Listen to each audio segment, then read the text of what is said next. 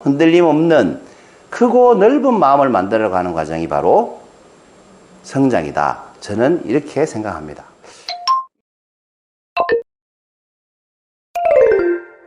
(272번째) 향기노트입니다. 제목이 지금까지 제가 한 향기노트 중에 가장 시적인 것 같아요. 그래요. 거기 머물러 있지 말고 어서 건너가시게. 거기는 뭐고 건너가라는 건 뭔지 한번 들어보시기 바랍니다. 여러분, 질문부터 하나 드릴게요. 의미 있는 소리는 언제 생길까요? 힌트를 드리겠습니다. 모차르트가 이런 말을 했습니다. 소리는 음표와 음표 사이에 있다. 느낌 오시죠? 그러니까 의미 있는 소리는 언제 생깁니까? 모차르트가 한 말을 다른 말로 바꾸면 이렇게 되겠죠.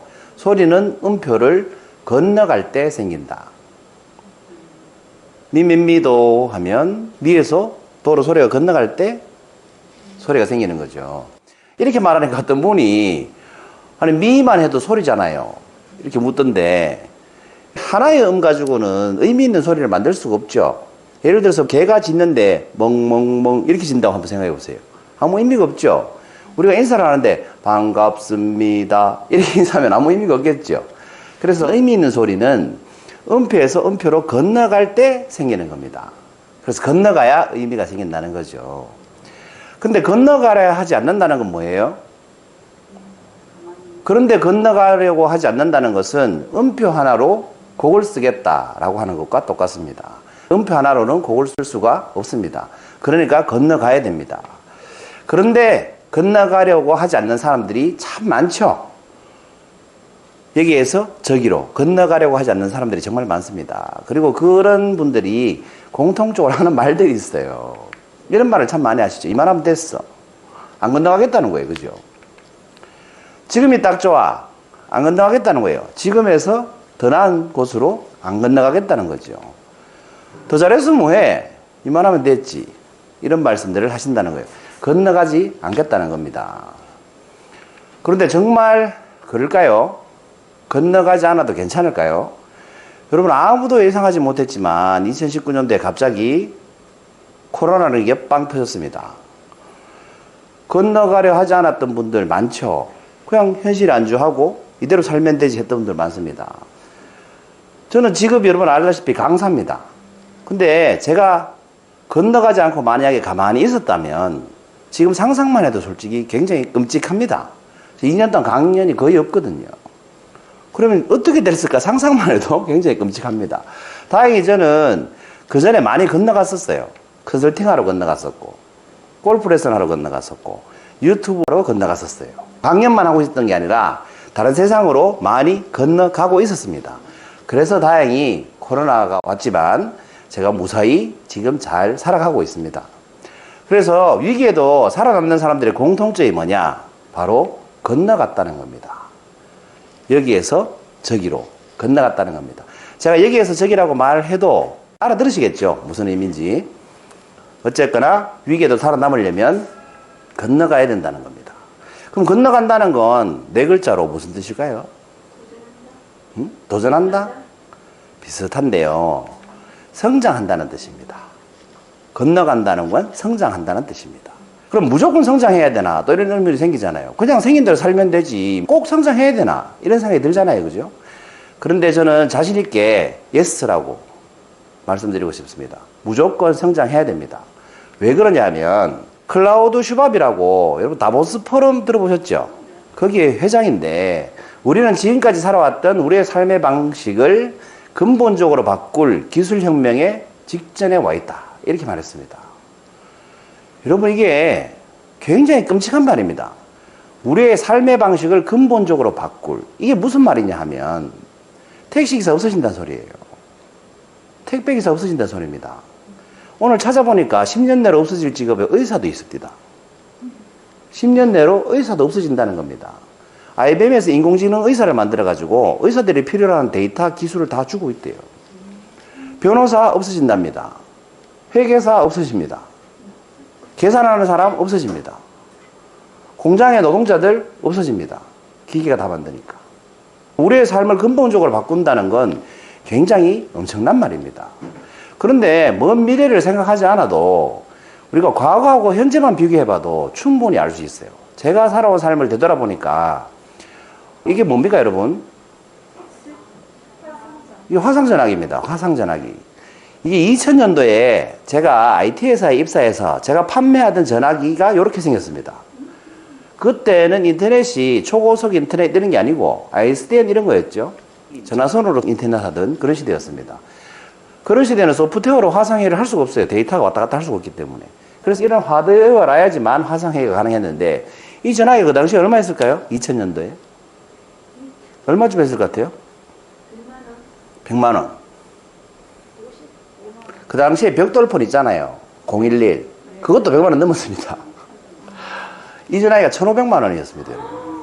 지금은 어떻습니까? 카카오톡으로 끊기지 않는 화상회의를 무료로 합니다. 줌으로 수십 명씩 동시에 화상회의를 합니다. 공짜로.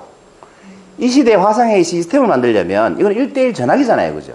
화상회의 시스템은 억 단위였습니다. 제가 실제로 판매하던 제품들이에요.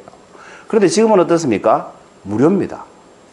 과거하고 현재만 비교해봐도 이런 회사 살아남을 수가 있었을까요? 건너가지 않았다면 이 회사는 망했을 겁니다. 건너갔어야 되겠죠. 왜 무조건 성장해야 됩니까? 세상이 성장하고 있기 때문에 그렇습니다. 가만히 있는 것만으로도 도태되고 있다는 증거가 되죠. 그럼 성장이란 뭘까? 저는 이렇게 정의해 봤습니다. 더 크고 넓은 세계로 건너가는 행위다. 지금보다 더 크고 넓은 세계로 건너가는 행위. 이것이 저는 성장이라고 생각합니다. 그럼 여기서 말하는 더 크고 넓은 세계, 이 세계가 의미하는 게 뭘까요? 물질 세계일까요? 마음의 세계일까요? 여러분 어떤 세계여야 된다고 생각하십니까?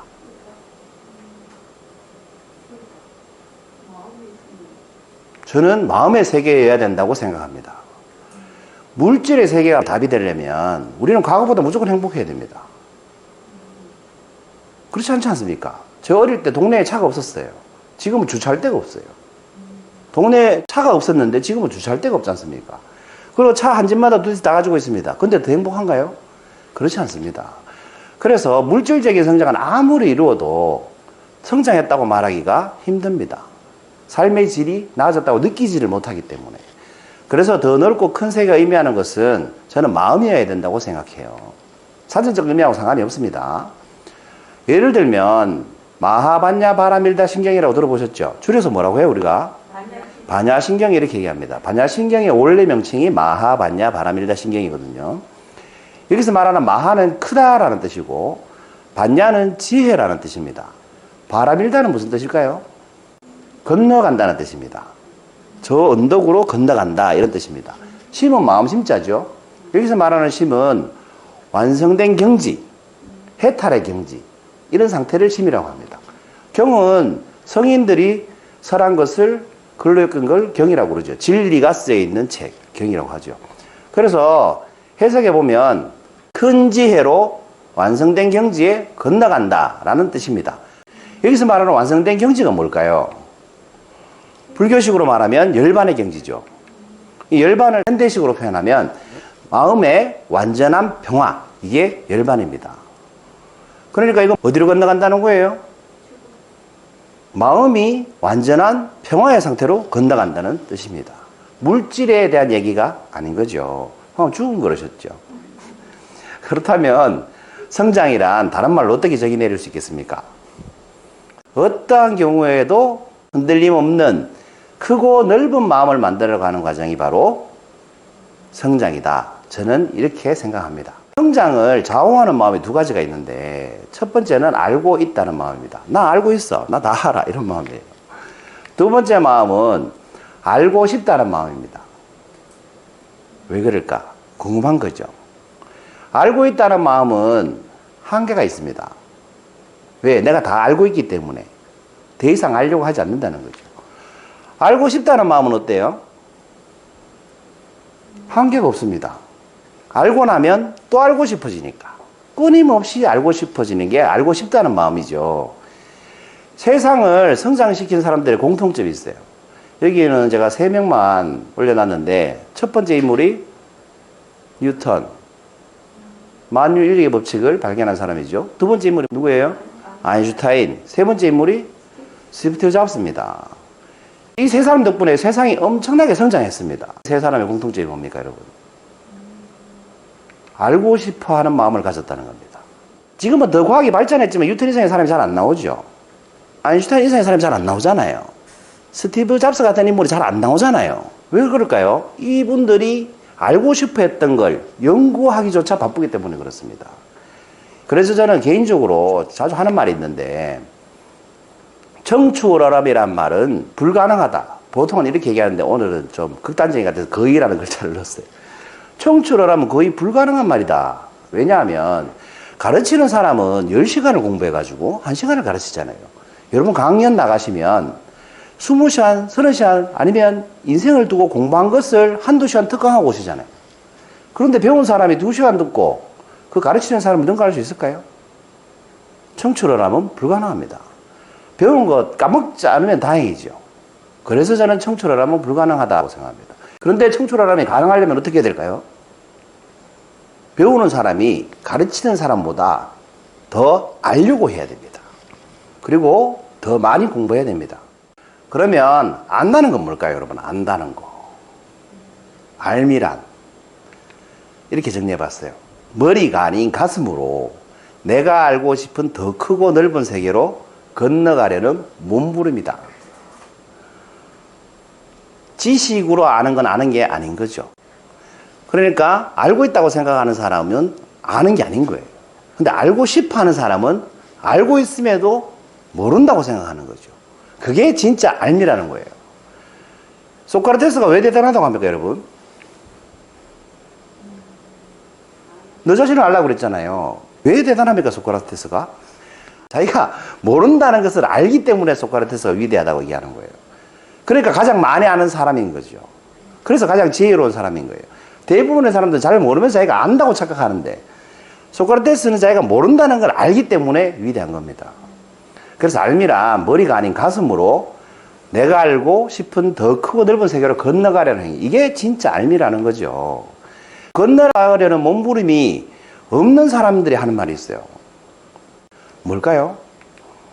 제가 가장 많이 듣는 말. 왜 진작 가르쳐 주지 않았어요? 이렇게 말하는 사람을 우리가 수동적 주체다. 이렇게 얘기합니다. 주체적이긴 한데 수동적인 주체인 거예요. 내가 하긴 하는데 수동적인 거예요. 예를 들어서 우리가 예쁜 옷을 샀다고 가정을 하면 이 옷 예쁘죠? 라고 물었을 때 두 가지 관점이 있어요. 내가 봐서 예쁜 옷을 사서 예쁘죠? 라고 묻는 사람이 있고, 유행에 맞는 옷을 샀으니까 자랑하려고 묻는 사람이 있는 거예요. 그럼 내가 봤을 때 예쁜 옷인데 남이 봤을 때 거지 같은 옷이다. 그래도 이걸 입고 다닌다. 그럼 이 사람은 뭐예요? 능동적인 주체인 거예요.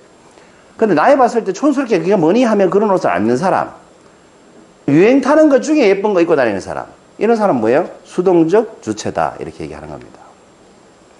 수동적 주체가 사는 방법. 장자의 추수편에 3장에 보면 이런 말이 나오는데, 개발짐승기는 발이 많은 노래기 부러워하고, 노래기는 지네 정도 생각하시면 될 것 같아요. 노래기는 발이 없는 뱀을 부러워하고, 뱀은 모습이 없는 바람을 부러워하였다. 각자의 기준으로 비교를 해서 자기가 부족하다고 생각하는 겁니다. 이거 뭡니까? 수동적 주체인 겁니다. 남이 만들어 놓은 기준으로 자신이 부족하다고 얘기하는 거죠. 그러면 건너가려고 몸부림치는 사람이 하는 말은 어떨까요? 이런 말을 합니다. 왜 그럴까? 건너가려고 몸부림치는 사람은 왜 그럴까를 항상 묻습니다. 왜 그래야 되지? 왜 이렇게 해야 되지? 그래서 역사적으로 위대한 인물들은 다 어떻게 질문한다? 왜 그럴까를 질문했다는 거예요. 모든 철학자들이 하는 질문이 뭐예요? 왜 그럴까라는 거예요. 왜 살아야 되는가? 어떻게 살아야 되는가? 이런 질문을 한다는 거예요. 모든 앞서 나간 인물들이 뭐였어요? 아인슈타인, 뉴턴. 다 뭐라고 질문했습니까? 왜 그럴까라고 질문했다는 겁니다. 왜 사과는 밑으로 떨어질까? 이렇게 왜 그럴까를 질문했다는 거예요. 이렇게 질문하는 사람은 뭐라고 한다? 능동적 주체다. 이렇게 얘기합니다. 그럼 능동적 주체로 사는 방법은 뭐겠습니까? 내가 능동적인 주체로 살려면 두 글자, 어떻게 살아야 될까요? 어렵죠. 힌트를 드릴게요. 271회 향기 노트에서 제가 바보야, 문제는 개념이 아니라 이야기야. 이 주제로 강연을 했었습니다. 기억나시죠? 이 강연에서 제가 마지막에 장자 이야기를 하면서 초나라 유양이 장자를 재상으로 스카웃 하려고 신하를 보내서 제물로 꼬시고 벼슬을 죽게 하고 꼬셨는데 장자가 거절하면서 이렇게 얘기했죠. 소는 아무리 잘 먹이고 잘 키워봐야 재물이 될 뿐이다. 나는 소처럼 재물이 되느니 이렇게 살겠다고 말했죠. 차라리 더러운 시궁창에서 놀일며 스스로 즐거워할지언정 제후들에게 구속당하지는 않을 것이다. 이렇게 대답했다라고 했습니다. 기억나시죠? 여기서 중요한 두 단어가 뭐예요? 그렇습니다. 능동적 주체로 살려면 뭐가 돼야 된다? 자쾌가 돼야 된다는 겁니다. 왜? 내가 능동적으로 뭘 해야 되잖아요. 그럼 내가 즐거워야 되잖아요. 싫은 걸 능동적으로 할 수는 없죠. 억지로 해야 되니까 수동적이 되는 거지. 좋아서 하는 건 내가 능동적으로 할 수 있다는 겁니다. 그러면 우리가 언제 가장 자쾌를 잘 할 수 있을까요? 여러분은 어떤 자기 이야기를 가지고 계십니까? 여러분은 어떤 이야기를 할 때 가장 자신 있게, 신나게, 감명 있게 할 수 있습니까? 어떤 이야기를 할 때 가장 능동적 주체로 얘기하실 수 있습니까? 자기 이야기 할 때죠. 역사 이야기 할 때 아닐 겁니다. 역사 이야기 할 때 헷갈리면 자신이 없어지잖아요. 까먹으면 자신 없어지잖아요. 자기가 경험한 자기 이야기를 할 때 가장 자신 있게 얘기하지 않습니까? 그래서 제가 경험했던 자기 이야기를 좀 떠올려 보니까 제가 삶의 가치를 온몸으로 느꼈을 때가 있었어요. 내가 살아있다는 이 삶의 가치를 온몸으로 느꼈을 때 언제일 것 같습니까? 삶이 가장 가치 있게 느낄 때가 언제일까요? 아니에요. 죽음을 경험했을 때. 죽다 살았을 때. 병원에서 나보고 시한부 암 환자다 이렇게 진단을 내렸어요. 근데 내가 살아남았어. 그럼 삶이 얼마나 가치 있을까요? 평생 욕심 부리면서 재물 먹으려고 살던 사람도 시한부 선고받으면 달라진다고 하죠.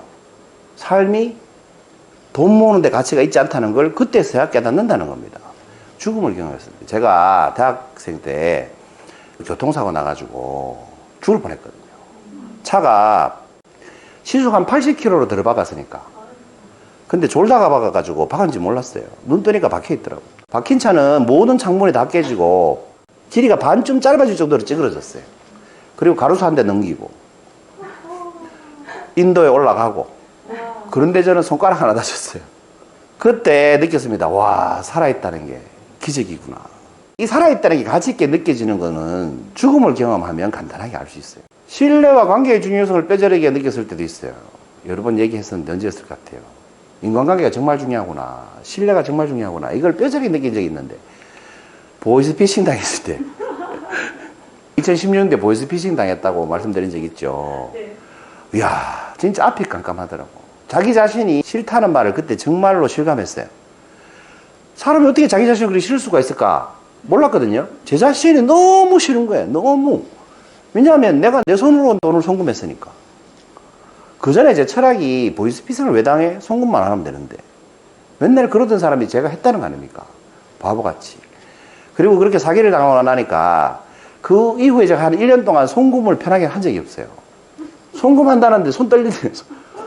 1, 2만 원 송금해도 손이 떨리는 거예요. 왜? 사회에 대한 신뢰를 잃기 때문에. 그래서 사기죄가 나라 망하는데 가장 나쁜 죄라고 합니다. 국가의 신뢰를 저버리는 죄이기 때문에. 살인죄보다 더 무서운 게 사기죄라고 합니다. 관계 중요성은 그럼 어떻게 알았느냐. 사기당하고 나서 일주일도 안 돼가지고 우리 회원분들이 도와주셔가지고 제가 원상 회복했다는 거 아닙니까? 일주일 만에. 다 도와주셔가지고.